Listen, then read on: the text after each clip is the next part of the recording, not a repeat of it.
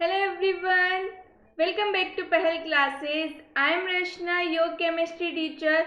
हमने अपने previous video lecture में देखा था कि लेबोरेटरी में हम हाइड्रोजन को कैसे प्रिपेयर कर सकते हैं।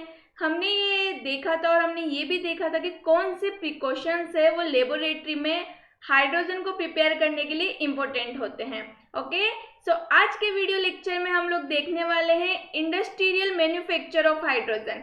हम इंडस्ट्रियल मैन्युफैक्चर कैसे कर सकते हैं हाइड्रोजन का, ये आज के वीडियो में हम देखेंगे। ओके, तो अपना वीडियो स्टार्ट करते हैं। आपको स्क्रीन पे नजर आ रहा होगा इंडस्ट्रियल मैन्युफैक्चर ऑफ हाइड्रोजन। ठीक है, इंडस्ट्री में हाइड्रोजन का मैन्युफैक्चर करने के लिए फर्स्ट एक प्रोसेस होता है, बहुत इंपॉर्टेंट प्रोसेस है, वो आपको अच्छे से आना चाहिए। मेनली हम इसी प्रोसेस का यूज करते हैं हाइड्रोजन को प्रिपेयर करने के लिए। ओके, तो वो प्रोसेस कौन सा है? Bosch process. आपको नजर आ रहा होगा यहाँ पे बॉश प्रोसेस है। इस प्रोसेस के अंदर क्या होता है, वाटर गैस हमारी जो है उसके थ्रू हम किसका प्रिपरेशन करते हैं, मैन्युफैक्चर करते हैं हाइड्रोजन का। तो किससे बना रहे हैं हम? वाटर गैस से हाइड्रोजन को क्या कर रहे हैं, बना रहे हैं, मैन्युफैक्चर कर रहे हैं। तो बॉश प्रोसेस है, मतलब आपको डायरेक्ट दिमाग में आना चाहिए कि क्या होगा, वाटर गैस से। अब वाटर गैस क्या होती है, आई होप मुझे आप लोगों को बताने की नीड नहीं है। कार्बन मोनोऑक्साइड और हाइड्रोजन के मिक्सचर को हम क्या बोलते हैं? Water gas. Okay, so water gas से यदि क्या बन रहा है, वाटर गैस से हम बना रहे हैं हाइड्रोजन, तो उस प्रोसेस को हम बोलते हैं बॉश प्रोसेस। अब ये होता कैसे है, कुछ स्टेप्स होती है, स्टेप वाइज स्टेप जब हम मूव करते हैं तो हमारे पास में इंडस्ट्रियल क्या कर लेते हैं, हम इंडस्ट्री पर क्या बना लेते हैं, हाइड्रोजन का बड़े पैमाने पर क्या कर सकते हैं, मैन्युफैक्चर कर सकते हैं, बना सकते हैं उसको। ठीक है, इंडस्ट्रीज में ऐसे ही बनती है हाइड्रोजन, स्टेप बाय स्टेप वो प्रोसेस फॉलो करते हैं और हाइड्रोजन का क्या करते हैं, मैन्युफैक्चर करते हैं। समझ आया?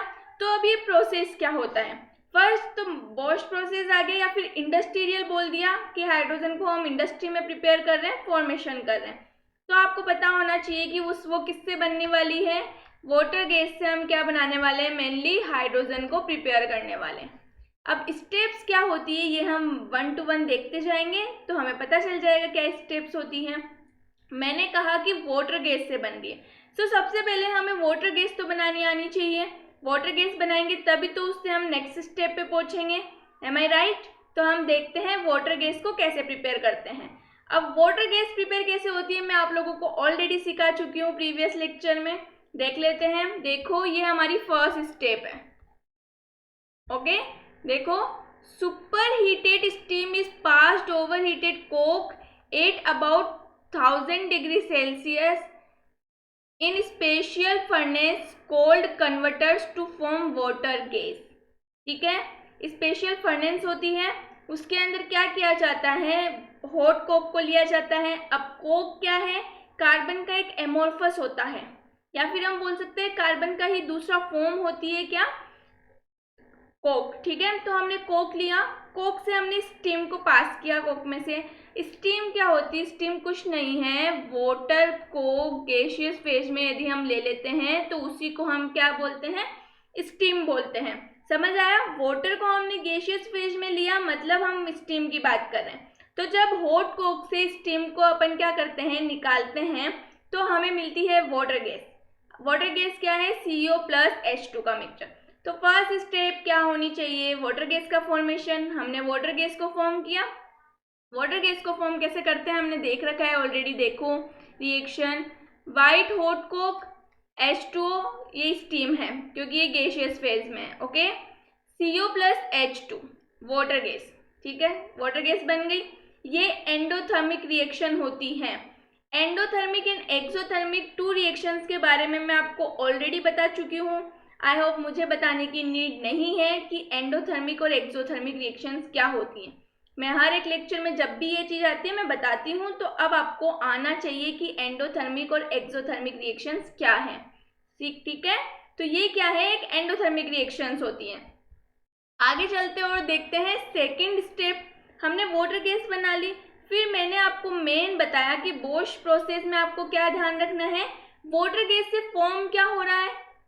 हाइड्रोजन। अब मेन स्टेप आती है कि हम वाटर गैस से हाइड्रोजन को कैसे फॉर्म करते हैं। तो क्या होता है, वाटर गैस हमारे पास में है, ठीक है, उसको हम एक बार इस वाटर गैस में से स्टीम को और पास करते हैं। जैसे ही स्टीम को इसमें से पास किया, क्या होता है, हमारे पास में मिलती है CO2 और H2। ओके, हमारे पास में 2 गैसेस का मिक्सचर मिलता है, CO2 और H2। अब एक बात आपको ध्यान में रखनी है, हमने ये प्रोसेस तो किया, जैसे ही हमारे पास में वाटर गैस आई, अब हमें वाटर गैस से क्या प्रिपेयर करना है? हाइड्रोजन। तो क्या किया जाता है, एक बार स्टीम को फिर उस वाटर गैस से क्या किया जाता है? रिएक्ट करवाया जाता है, स्टीम को उसमें से पास किया जाता है। जैसे ही स्टीम उस वाटर गैस में से पास होगी, हमारे पास में 2 गैसेस का मिक्सचर हमें मिलेगा, जो होती है carbon dioxide and hydrogen. Okay, क्या मिलती है हमें? कार्बन डाइऑक्साइड और हाइड्रोजन। कार्बन डाइऑक्साइड और हाइड्रोजन हमें मिल चुकी है। अब ये रिएक्शन इजीली नहीं होती है, इसका मतलब क्या है कि रिएक्शन आराम से स्लोली होती है। जनरली इस रिएक्शन को फास्ट करवानी पड़ती है। हम इंडस्ट्री पे क्या कर रहे हैं, इंडस्ट्रीज में हाइड्रोजन का मैन्युफैक्चर कर रहे हैं, तो हमें रिएक्शन हाइड्रोजन बहुत ज़्यादा चाहिए और उसका इतना धीरे धीरे बनना तो प्रॉब्लमेटिक है। हमें थोड़ी फास्ट रिएक्शंस करवानी है, जल्दी काम हो, जल्दी बने, जल्दी और ज़्यादा अमाउंट में कोई चीज़ मिलेगी तो हमें फ़ायदा होने वाला है उससे। तो इसीलिए इंडस्ट्रीज में भी क्या होता है, हाइड्रोजन की रिएक्शंस को फास्ट करवाया जाता है। लाइक हमें हाइड्रोजन फास्ट कैसे मिल सकती है? जब ये रिएक्शन फास्ट हो, तभी तो हमें हाइड्रोजन फास्टली मिल सकती है। एम आई राइट? तो जब ये रिएक्शन फास्ट मिल सकती है, तो इसके लिए क्या किया जाता है, अब कोई भी चीज़ हमें फास्ट करवानी हो, फॉर एग्जाम्पल यदि मैं आपसे बात करूं, आपको कोई वर्क दिया है, ठीक है, स्कूल में आपको कोई वर्क मिला है, आपके पास में कोई प्रेशर नहीं है आपके ऊपर, ना घर में कोई बोल रहा है उस वर्क को कंप्लीट करने के लिए, और ना ही टीचर्स आपको डांट लगा रहे हैं, आपको एक टाइम, स्पेसिफिक टाइम भी नहीं दिया गया है, तो क्या आप उस वर्क को ईजिली करोगे? मैं भी कुछ स्टूडेंट्स कर सकते हैं, लेकिन कुछ ऐसे स्टूडेंट्स भी होते हैं जो उस वर्क को नहीं करेंगे। वो क्या बोलेंगे, हाँ ठीक है, जब टाइम दिया जाएगा कि हाँ इस टाइम तक हमें वर्क कंप्लीट चाहिए तब कर लेंगे। अब क्या हुआ, आपके पेरेंट्स ने आपका वर्क वगैरह चेक किया और आपके फादर ने कहा कि मुझे ये वर्क 1 दिन में कंप्लीट चाहिए, या फिर आपको टाइम लिमिट दे दी, मुझे ये 2 घंटे बाद में पूरा काम चाहिए, ठीक है, 2 आवर्स बता दिया आपको। अब क्या हुआ, आपको तो प्रेशर मिल गया ना, आपको क्या किया, फादर की डांट का पता चल गया कि यदि हमने 2 घंटे के अंदर ये वर्क नहीं किया, या फिर जो भी आपको टाइम लिमिट मिली है, तो हमारे साथ में क्या हो सकता है, हमें पनिशमेंट मिल सकती है। ओके, एम आई राइट? तो यहाँ पे आपके फादर क्या कर रहे हैं, एज ए प्रमोटर यूज हो रहे हैं, जो क्या कर रहे हैं, आपकी जो वर्क था उसको जल्दी करवा रहे हैं, ठीक है, फटाफट करवा रहा है, कौन करवा रहा है, आपके फादर। उसी तरह क्या होता है, रिएक्शंस में हम कैटेलिस्ट और प्रमोटर यूज करते हैं। क्या यूज करते हैं, कैटेलिस्ट और प्रमोटर। अब कैटेलिस्ट और प्रमोटर क्या होते हैं, ये किसी भी रिएक्शन में जब यूज होते हैं तो उस रिएक्शन को जो मैक्सिमम टाइम होता है उससे जल्दी ही क्या करवा देते हैं, कंप्लीट करवा देते हैं, मतलब रिएक्शन को फास्ट करने में हेल्प करते हैं। तो समझ आया कि रिएक्शन में कैटेलिस्ट और प्रमोटर किसका काम करते हैं, फास्ट करने का, रिएक्शन को जल्दी करवाने का। अब हमें इंडस्ट्री पर कोई चीज़ बना रहे हैं तो हमें जल्दी जल्दी और ज़्यादा अमाउंट में मिलनी चाहिए, इसीलिए क्या किया जाता है, कैटेलिस्ट का यूज़ किया जाता है और प्रमोटर का यूज़ किया जाता है, ठीक है। अब वो कैटेलिस्ट और प्रमोटर क्या होता है, कैटेलिस्ट तो होता है हमारे पास में Fe2O3 फेरिक ऑक्साइड, और प्रमोटर होता है क्रोमिक ऑक्साइड Cr2O3। ये इंपॉर्टेंट है, आपको याद रखना पड़ेगा कि कैटेलिस्ट कौन सा है इस रिएक्शन में और प्रमोटर कौन सा है।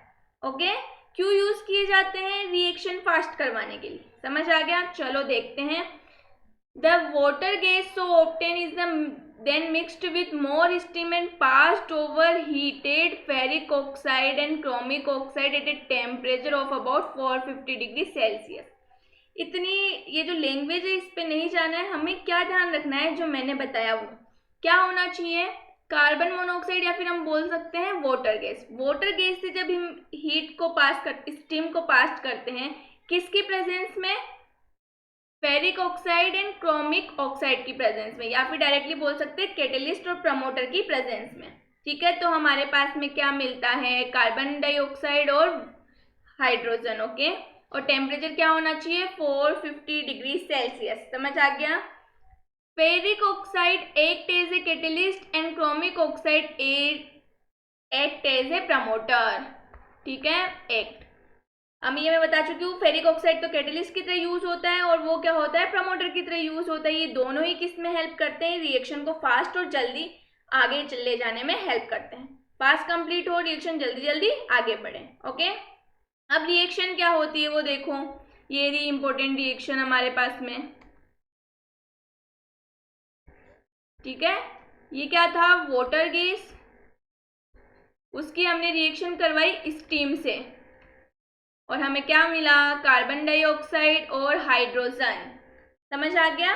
देखो, the carbon monoxide form the water gas takes away the oxygen from steam to produce carbon dioxide and more hydrogen.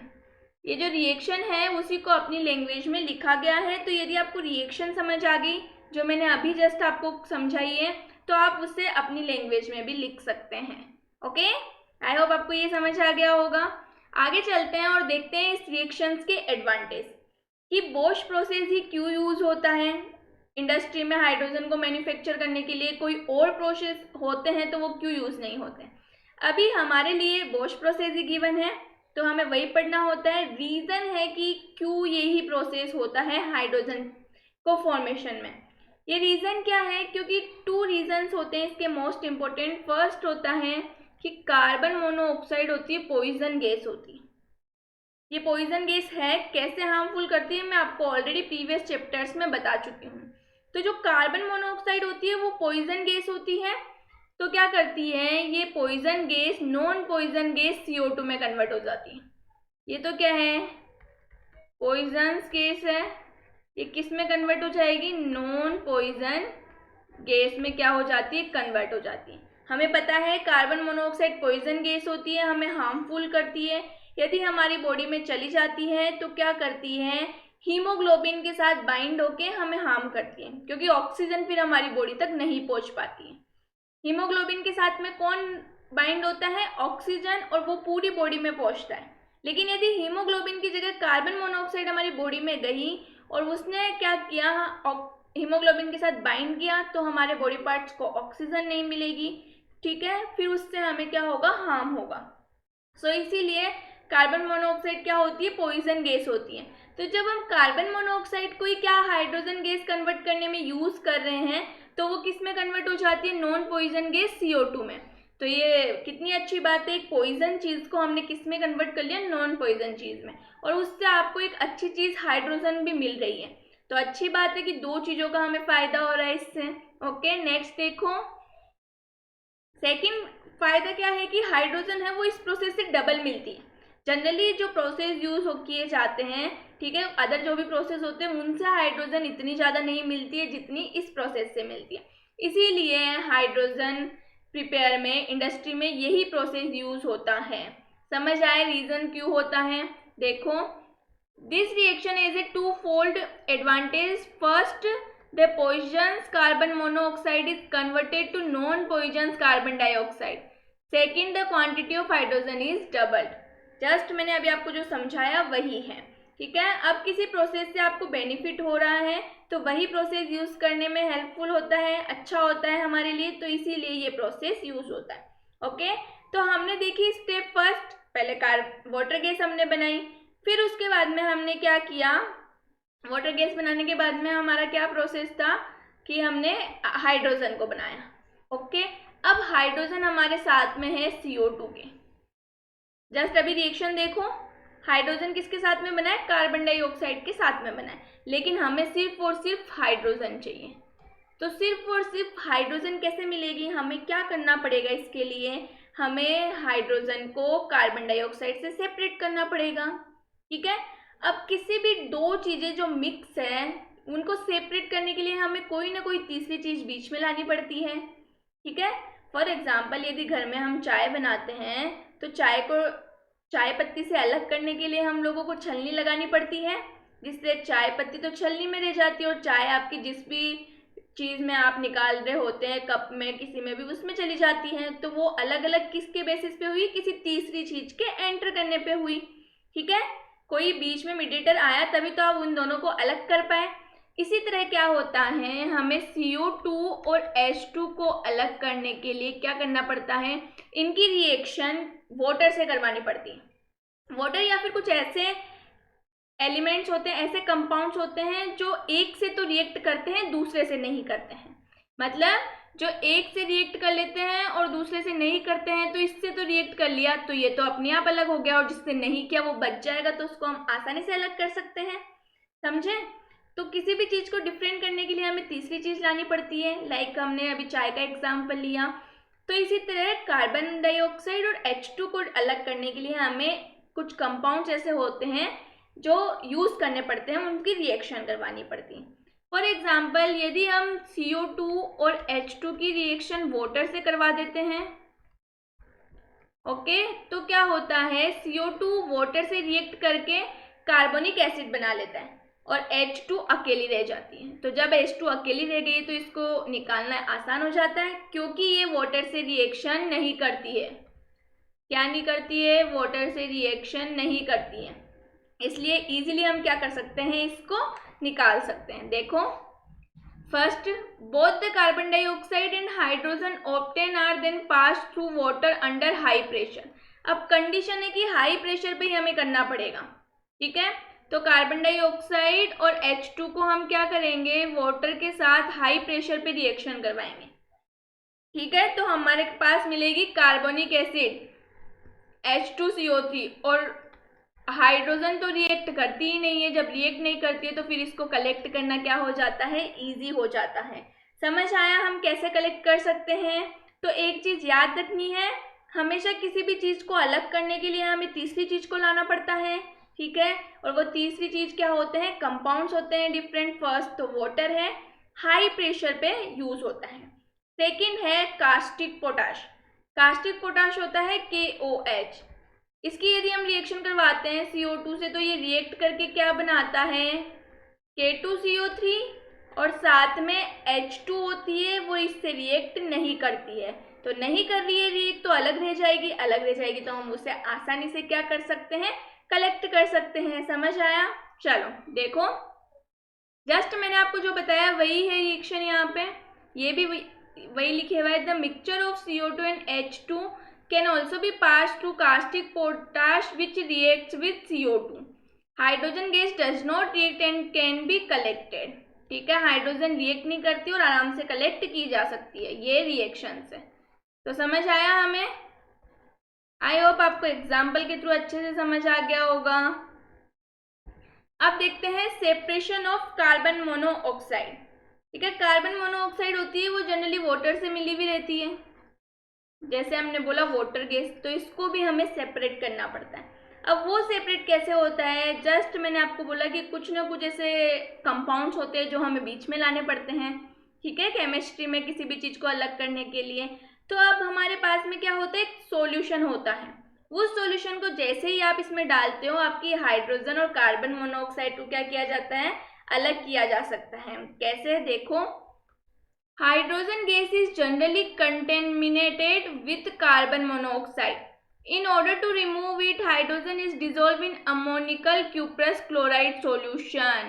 अब ये आपको पता होना चाहिए कि कार्बन मोनोऑक्साइड को हाइड्रोजन से सेपरेट करने के लिए किसका यूज किया जाता है, अमोनिकल क्यूप्रस क्लोराइड सॉल्यूशन का यूज किया जाता है। आप कैसे याद रख सकते हो, ACCS।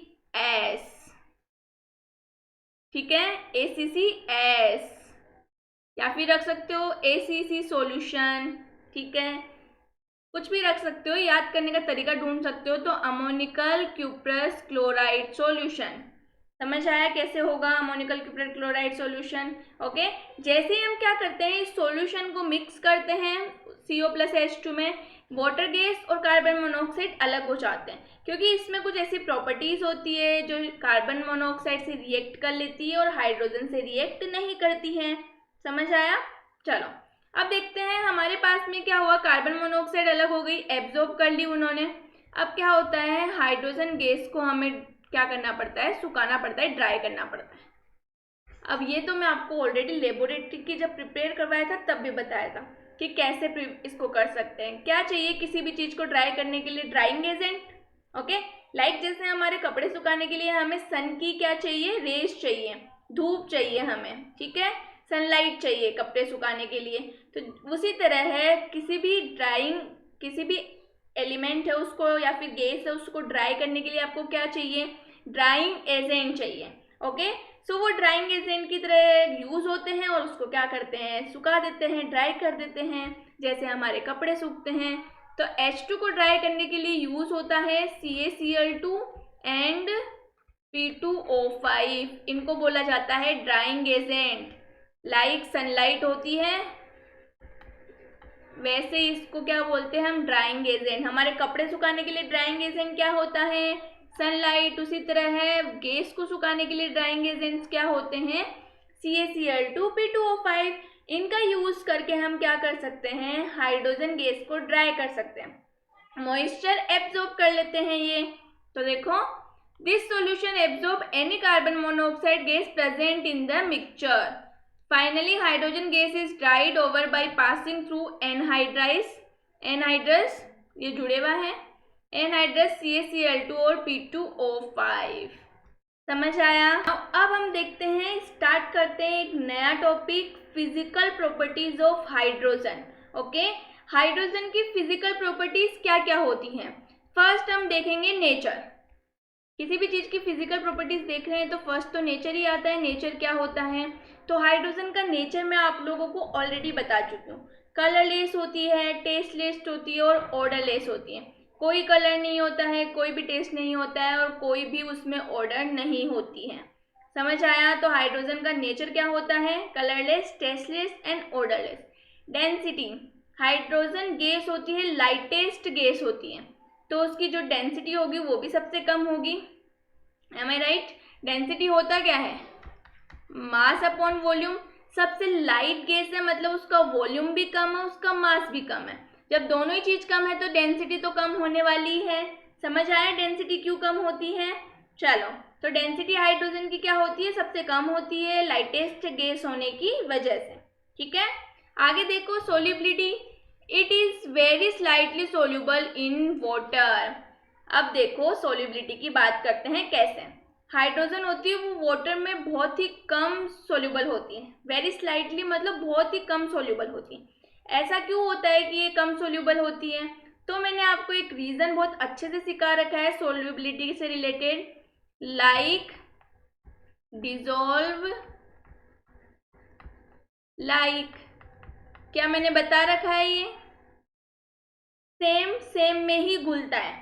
बताया था हमेशा कि जब भी सोल्यूबिलिटी की बात आए आपको ये लाइन दिमाग में आनी चाहिए, like dissolves like, like dissolves like. Same चीज सेम में घुलती है। लाइक आपके पास में पोलर कंपाउंड है तो वो पोलर सॉल्यूशन में ही क्या होगा, डिजोल्व होगा। ठीक है, नॉन पोलर है तो नॉन पोलर में ही होगा। सो अब मेरे को आपसे एक क्वेश्चन पूछना है कि वाटर कैसा कंपाउंड है, तो सबका आंसर आना चाहिए मैम पोलर कंपाउंड है, वाटर पोलर कंपाउंड है।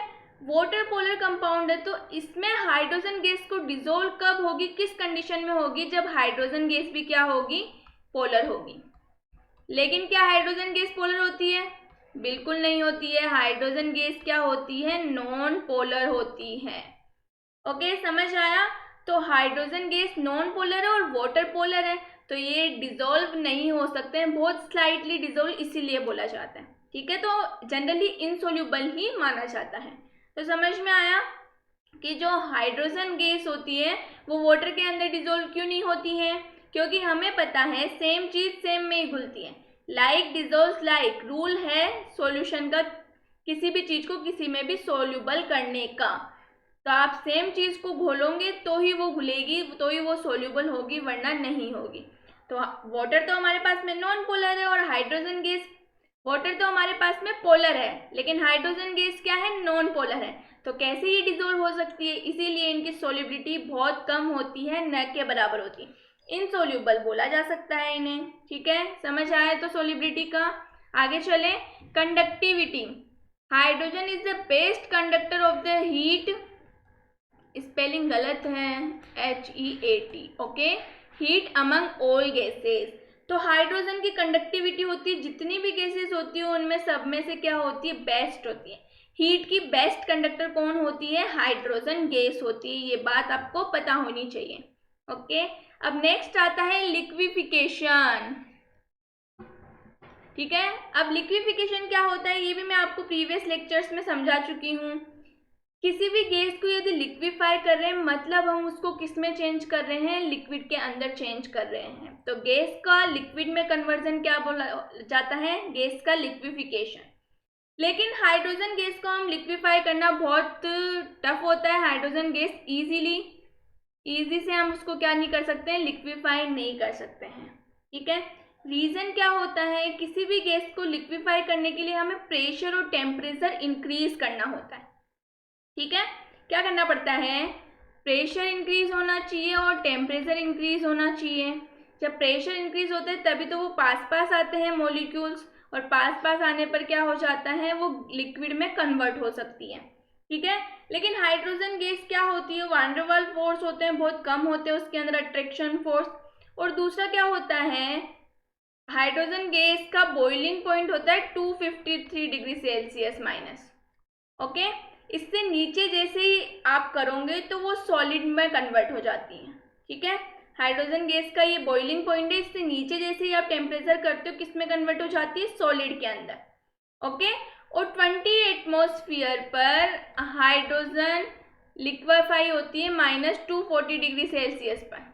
जनरली यदि एटमॉस्फेयर का प्रेशर 20 है, ठीक है, 20 एटमॉस्फेयर है प्रेशर, और उसको हम उस पे हाइड्रोजन गैस को यदि हम टेम्परेचर -240 डिग्री सेल्सियस ले जाते हैं तो क्या हो जाती है, वो लिक्विफाई हो जाती है। लेकिन बॉइलिंग पॉइंट हाइड्रोजन का 253 डिग्री सेल्सियस है। ठीक है, उससे थोड़ा सा कम करने पर क्या होती है, लिक्विफाई होती है। लेकिन यदि ज़्यादा कम हो जाता है तो क्या हो जाती है, सॉलिड में कन्वर्ट हो जाती है। ठीक है, किस में कन्वर्ट होती है, सॉलिड के अंदर कन्वर्ट होती है। लेकिन हमें क्या करना है, टेम्परेचर इंक्रीज करते से ही क्या होगा, टेम्परेचर प्रेशर इंक्रीज करते से ये क्या हो जाती है, डिक्रीज हो जाती है टेम्परेचर में, और ये क्या हो जाता है, सॉलिडिफाइड हो जाता है। इसलिए हाइड्रोजन को लिक्विफाई करना इतना इजी नहीं होता है, क्योंकि उसका प्रेशर इंक्रीज हम इतना ज़्यादा नहीं कर सकते हैं। समझ आया, तो हाइड्रोजन गैस को लिक्विफिकेशन इतना इजी नहीं होता है। देखो, liquefies below -240 degree Celsius at A pressure of 20 atmosphere. 240 degree Celsius से भी नीचे 20 एटमॉस्फेयर पर लिक्विफाई हो सकती है। ठीक है, boiling point of liquid hydrogen is -250 degree Celsius and can be solidify. ठीक है, बॉइलिंग पॉइंट होता है 250 डिग्री सेल्सियस, इससे नीचे टेम्परेचर पे वो क्या हो सकती है, सॉलिडिफाई हो सकती है। तो आई होप जो थोड़ी देर पहले मैंने टेम्परेचर के बारे में और एटमॉस्फेयर प्रेशर के बारे में बताया वो आप लोगों को समझ आ चुका होगा कि कैसे ये लिक्विफाई होने में प्रॉब्लम होती है। ओके, आगे देखते हैं ऑक्लूजन। ठीक है, ऑक्लूजन क्या होता है, hydrogen gas is readily absorbed और occluded by metals like palladium, platinum और निकल एंड ऑर्डिनरी टेम्परेचर। ये आपको समझ नहीं आया होगा क्योंकि अब हमें सबसे पहले ऑक्लूजन का समझना पड़ेगा कि ऑक्लूजन होता क्या है। तो ऑक्लूजन क्या होता है, कोई भी मेटल है आपके, उसकी सरफेस पे आपकी गैस जाके क्या कर जाती है, एब्जॉर्ब हो जाती है। तो इस प्रोसेस को हम बोलते हैं ऑक्लूजन। ओके, समझ आया ऑक्लूजन क्या प्रोसेस होता है, कोई भी आपके पास में मेटल है उसकी सरफेस पे क्या कर लिया, गैस जाके एब्जॉर्ब हो गई। ठीक है, तो इस प्रोसेस को बोला जाता है ऑक्लूजन प्रोसेस, ऑक्लूजन बोलते हैं इसको। तो समझ आया क्या है, किसी भी मेटल की सरफेस पे गैस का जाके एब्जॉर्ब होना ऑक्लूजन बोला जाता है। समझ आ गया, देखो अब यही बताया गया है, hydrogen gas is readily absorbed और occluded by metals like palladium, platinum और निकल। ऑर्डिनरी टेम्परेचर पे हाइड्रोजन गैस क्या होती है, पैलेडियम, प्लेटिनम और निकल पे क्या करती है, ऑक्लूडेड हो जाती है, जाके एब्जॉर्ब हो जाती है। देखो, absorption of gas at the surface of finally divided metal is called occlusion. समझ आ गया, जो अभी समझाया मैंने बिल्कुल सिंपल वे में, उसी को हम क्या बोलते हैं, ऑक्लूजन बोलते हैं। एग्जाम्पल देखो, 1 volume of palladium takes up 900 volume of hydrogen at ordinary temperature.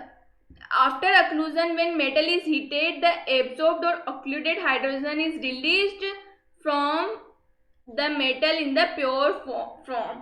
Okay, क्या होता है, जैसे ही मेटल की सरफेस पे जाके हाइड्रोजन एब्जॉर्ब हुई, ठीक है, एब्जॉर्ब होने के बाद में क्या किया जाता है, जब हम मेटल को हीट करते हैं तो सेफली हम हाइड्रोजन को जो एब्जॉर्ब हो गई थी उसको क्या कर सकते हैं, अलग निकाल सकते हैं और मेटल को अलग कर सकते हैं। इससे आपको क्या मिल जाती है, एक प्योर फॉर्म में क्या मिलती है, मेटल और हाइड्रोजन दोनों मिल जाती है। समझ आया ऑक्लूजन का क्या प्रोसेस होता है। अब देखो, this is a very important way of using metal as catalyst in hydrogenation reaction. ये बहुत इंपॉर्टेंट मेथड होता है हाइड्रोजनेशन रिएक्शन का, जिसमें मेटल को कैटलिस्ट की तरह यूज करते हैं। अब ये हाइड्रोजनेशन रिएक्शन क्या होती है, अभी के लिए इतना समझो कि ऐसी रिएक्शंस होती है जिनमें किसी भी दूसरे एलिमेंट से जाके हाइड्रोजन जुड़ती है। फॉर एग्जाम्पल मैं आपको समझाती हूँ, यहाँ पे CH2 डबल बॉन्ड CH2 है। ओके, इसकी रिएक्शन यदि हम पैलेडियम, प्लेटिनम और निकल की प्रेजेंस में H2 के साथ करवाते हैं तो क्या होता है, बॉन्ड हट जाता है और एक एक हाइड्रोजन और जुड़ जाती है। एम आई राइट। तो ये कैसे प्रोसेस होता है, पैलेडियम और प्लेटिनम, इनकी सरफेस पे पहले हाइड्रोजन जाके एब्जॉर्ब होती है, फिर जब ये रिएक्शन हीट होती है तो हाइड्रोजन अलग निकल के इनसे जाके जुड़ जाती है। इस रिएक्शन को बोला जाता है हाइड्रोजनेशन रिएक्शन। ठीक है, तो इस रिएक्शन में ये मेथड होता है ऑक्लूजन का, वो बहुत यूजफुल है। इसी में कैटलिस्ट की तरह यूज होती है, हाइड्रोजन को जोड़ने के लिए भी बहुत ज़्यादा इंपॉर्टेंट है। समझ आया। डिटेल के अंदर हम ये रिएक्शंस अभी नहीं पढ़ने वाले हैं, ऑर्गेनिक जब आपकी होगी हायर क्लासेस में तब हम पढ़ेंगे। ओके, देखो फिजियोलॉजिकल नेचर, इसका फिजियोलॉजिकल नेचर क्या होता है, नॉन टॉक्सिक होती है। ठीक है, क्या होती है, नॉन टॉक्सिक होती है नेचर के अंदर। सो समझ आया हमारा ये फिजिकल प्रॉपर्टीज हाइड्रोजन की। आई होप आप लोगों को यहाँ तक सब कुछ समझ आ गया होगा। फिर भी यदि किसी स्टूडेंट को कोई डाउट है तो प्लीज़ कमेंट बॉक्स में कमेंट करके पूछें। तब तक अपना ख्याल रखिए, मेरे वीडियोस देखते रहिए। Thank you.